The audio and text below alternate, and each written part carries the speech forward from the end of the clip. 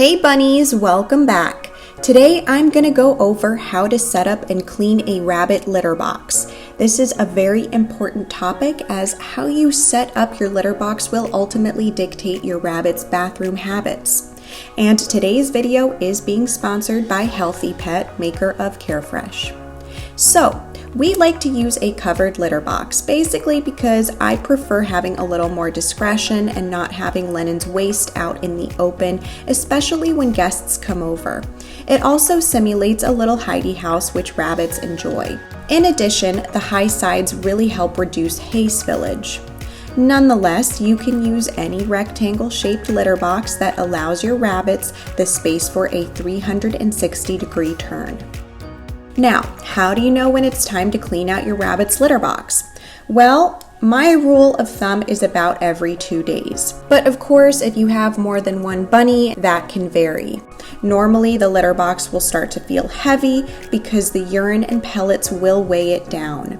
It'll also start to get a little smelly, the litter will be fully absorbed, and you might notice the hay looking a little limp or depleted.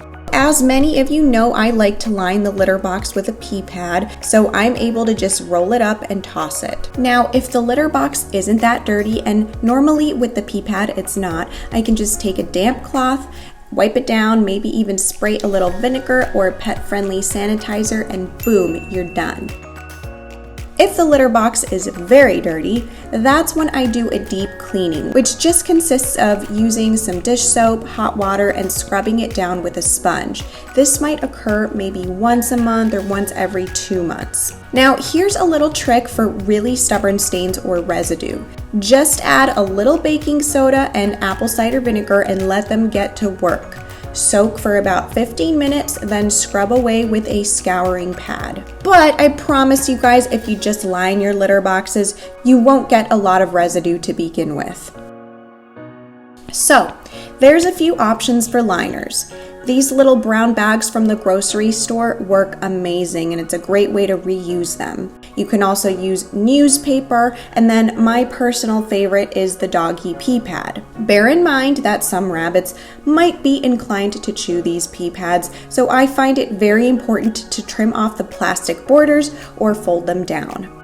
As far as litter or bedding goes, there's quite a few options out there as well, but it mostly boils down to paper-based or wood-based. They can come in large or small crumbles or pellets or clusters.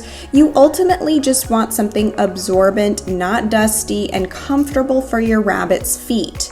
And never ever use clay cat litter, as you don't want your rabbit accidentally ingesting that. Today we're going to be using Carefresh, which is paper-based and a pretty good absorbent. I like to keep our litter in a storage container with a cup so I can just scoop out the amount that I need.